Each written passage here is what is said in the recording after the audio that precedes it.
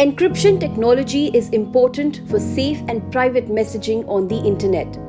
Privacy is a fundamental right, but the internet is filled with problems like child sexual abuse material, fake news, illegal drug trade, and radicalization. It is important to fight those challenges, and for that, sometimes we might need to reasonably restrict privacy.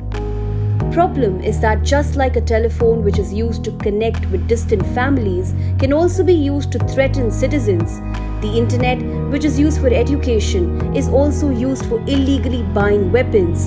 Encryption technology used for private messaging too can be misused by actors for hatching conspiracies and sharing illegal content.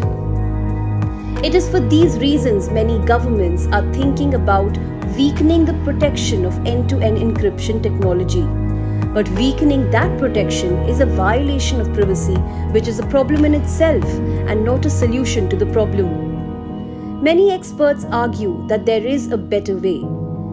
If encrypted messages are like letters written in a language only understandable by the sender and receiver, then the postman, that is the messaging app, cannot read the contents of the messages.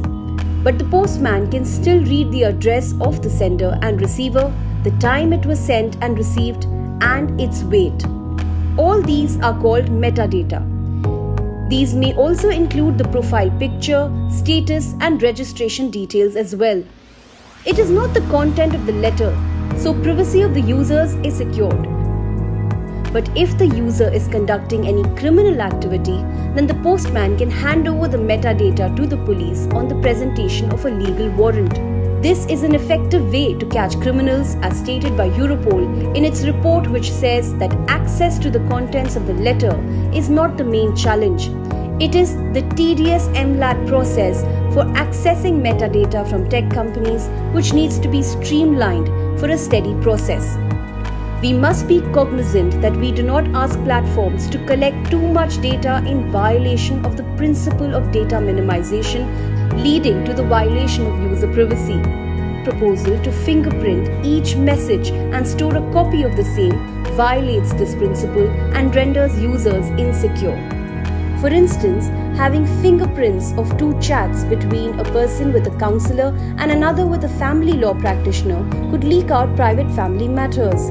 If the fingerprint of all these messages exchanged between Indians are stored at a postbox, then what a criminal might do with them after illegally gaining access is anybody's nightmare.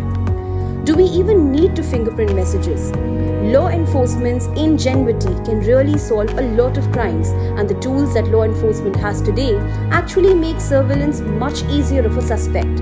While NSA General Counsel Stuart Baker claimed, metadata absolutely tells you everything about somebody's life. If you have enough metadata, you don't really need content. Former NSA chief further asserted, "We kill people based on metadata." Recently, the FBI, in partnership with other nations, planted a compromised end-to-end encrypted messaging platform called Anom in the black market and used it to arrest over 800 criminals. What we need is to appreciate the technology and then utilize traditional surveillance maneuvers to catch savvy criminals and not break the technology itself, which is crucial to ensure the privacy, safety, and security of the entire nation.